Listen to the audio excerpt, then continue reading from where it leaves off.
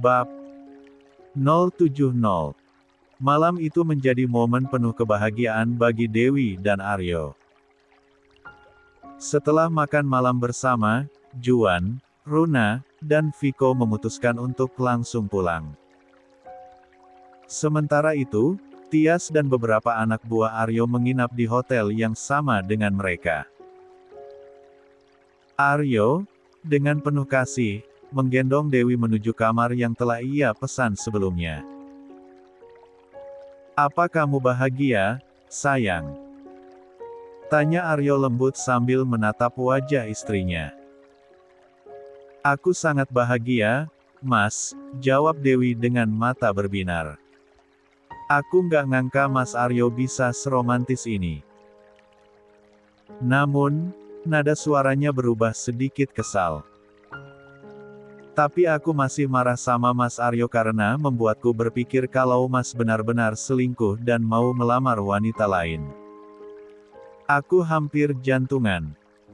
Kalau sampai itu benar, aku nggak akan ragu minta cerai dari Mas Aryo," omnelnya sambil cemberut. Aryo tersenyum kecil, lalu mencium kening Dewi. "Maafkan aku, sayang. Aku hanya ingin memberikan kejutan. Lagi pula, ini semua idenya Juan. Kalau kamu mau marah, marahlah padanya, jangan padaku." Ketika pintu kamar terbuka, Aryo melangkah masuk, lalu menurunkan Dewi perlahan ke atas tempat tidur. "Terima kasih, Mas Aryo. Aku benar-benar bahagia dengan kejutanmu menalam ini," ucap Dewi, menyentuh lembut pipi Aryo. Ia kemudian menarik tengkuk suaminya, memberikan ciuman lembut di bibirnya. Dewi menatap Aryo sambil tersenyum malu. "Mas, boleh bantu aku buka dress ini? Aku nggak nyaman memakainya." Tanpa ragu, Aryo membantu Dewi berdiri. Tangannya perlahan menurunkan resleting gaun yang Dewi kenakan hingga ke bawah. Gaun itu meluncur jatuh, memperlihatkan tubuh Dewi yang hanya mengenakan bra dan celana dalam berwarna hitam.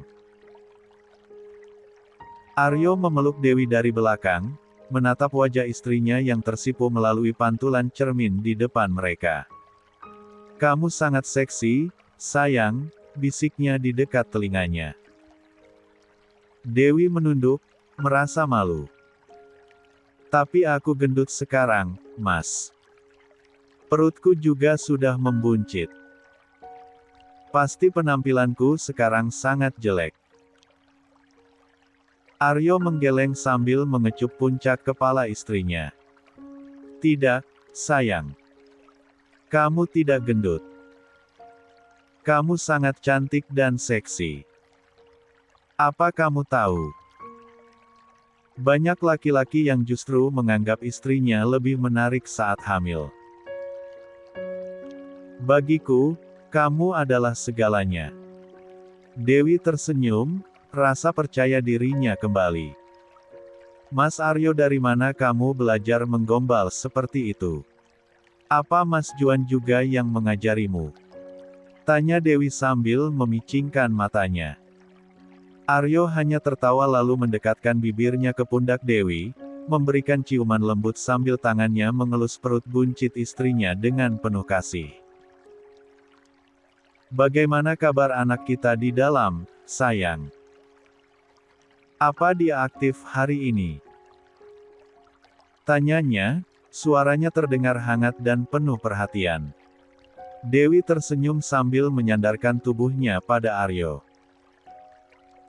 "Iya, Mas. Anakmu seharian sangat aktif.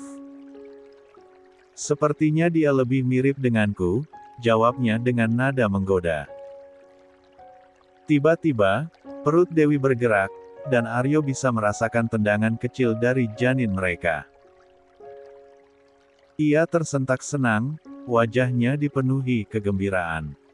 "Lihatlah, Dewi. Sepertinya anak kita mengerti kalau kita sedang membicarakannya."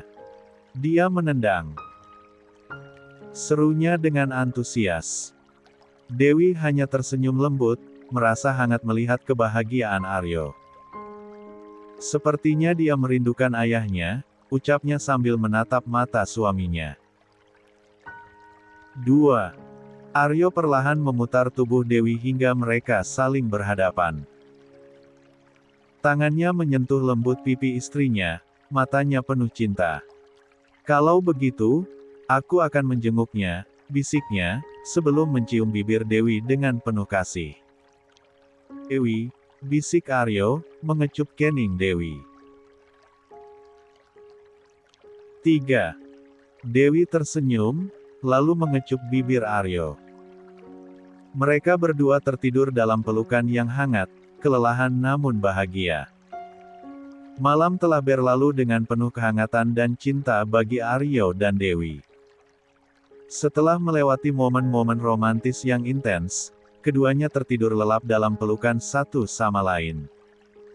Aryo memeluk Dewi dengan erat, sementara napas mereka yang tenang menjadi irama di keheningan kamar hotel.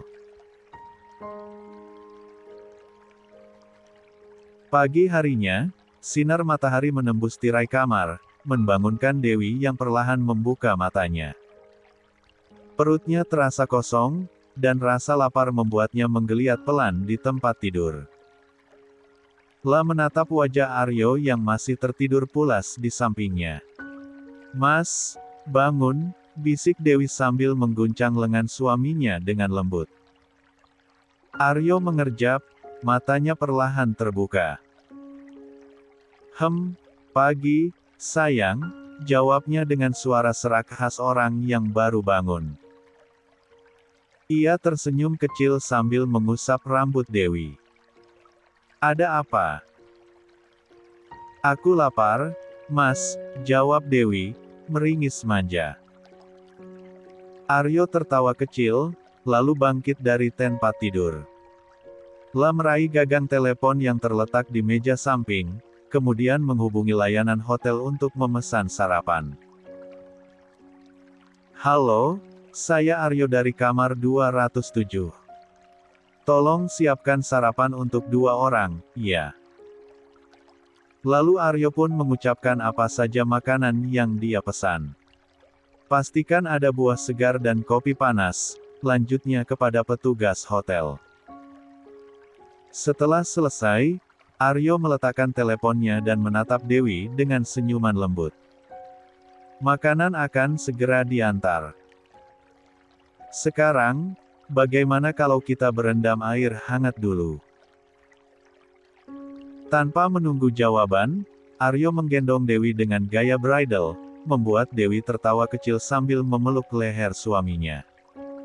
"Mas, aku bisa jalan sendiri," protesnya lembut.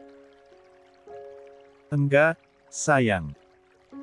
Kamu harus tetap dimanjakan pagi ini," balas Aryo sambil berjalan menuju kamar mandi. Sesampainya di sana, Aryo menyalakan air hangat di bathtub dan menambahkan sedikit sabun mandi aromaterapi yang tersedia di hotel. Uap air hangat mulai memenuhi ruangan, memberikan suasana nyaman. Dengan lembut, Aryo membantu Dewi masuk ke dalam bathtub, lalu duduk di belakangnya sambil memeluk tubuh istrinya. "Kamu nyaman, sayang?" tanya Aryo sambil mencium puncak kepala Dewi. "Nyaman sekali, Mas.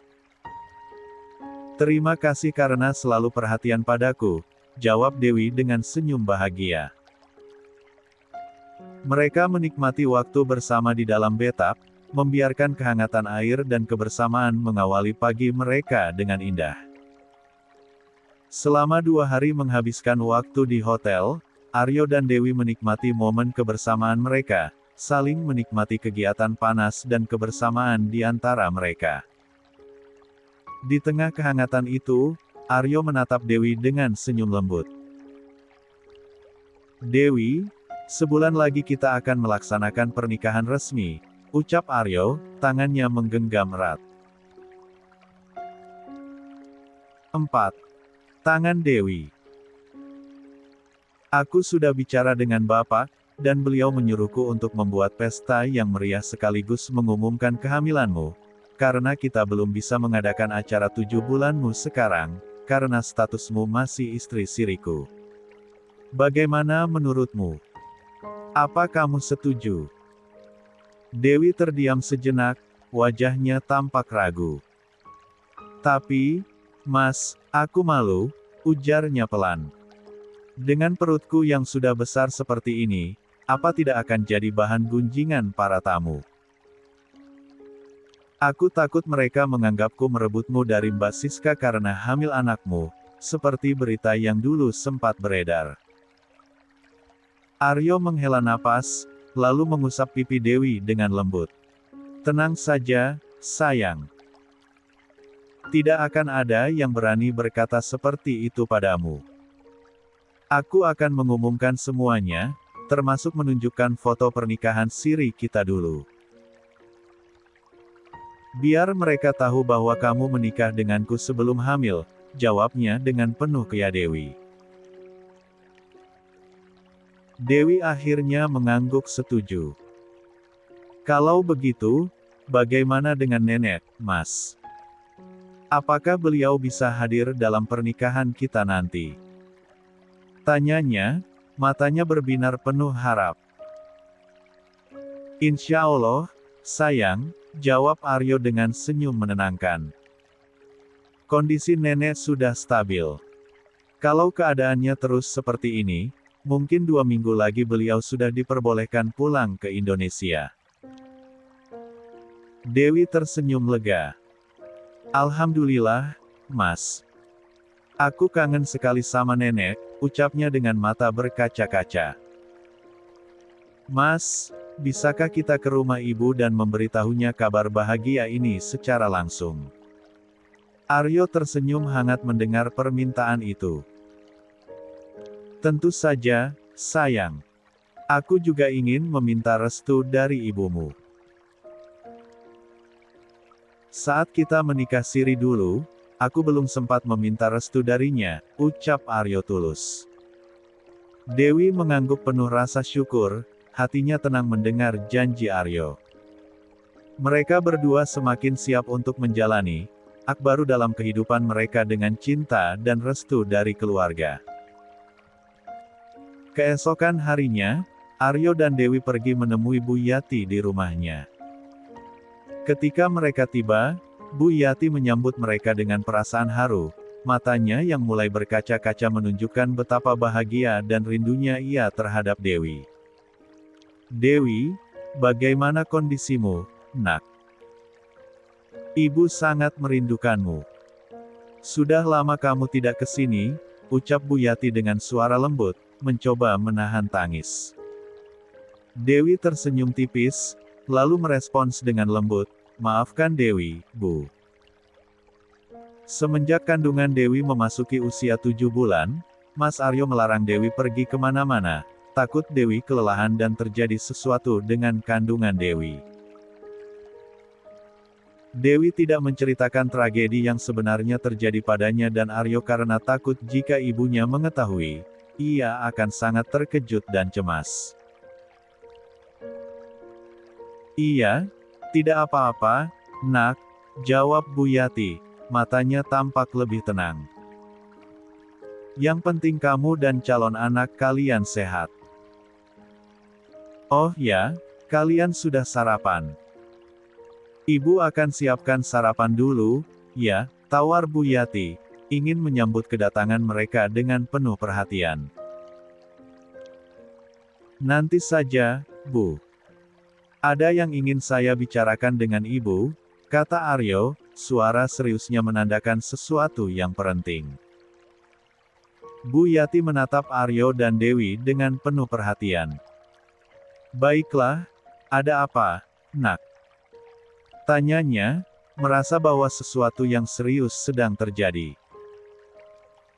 Aryo menarik napas dalam-dalam sebelum melanjutkan, "Begini, Bu. Bulan depan saya akan menikahi Dewi. 5. Secara resmi dan merayakan pernikahan kami, sekaligus mengumumkan keberadaan calon anak kami. Saya kesini ingin meminta restu dari Ibu untuk menikahi Dewi. Maafkan saya, waktu menikahi Dewi dulu saya tidak meminta restu dari ibu.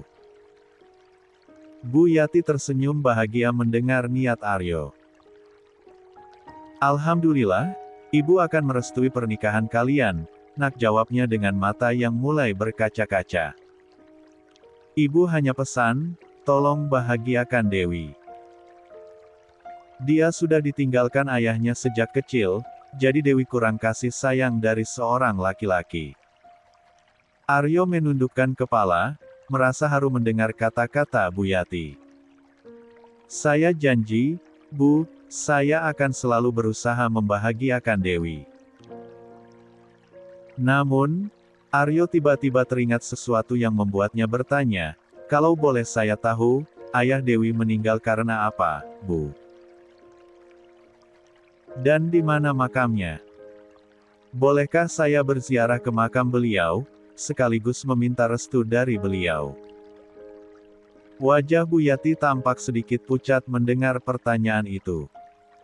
La menarik napas panjang sebelum menjawab, maaf, nak, tapi, ibu juga tidak tahu di mana makam ayahnya Dewi.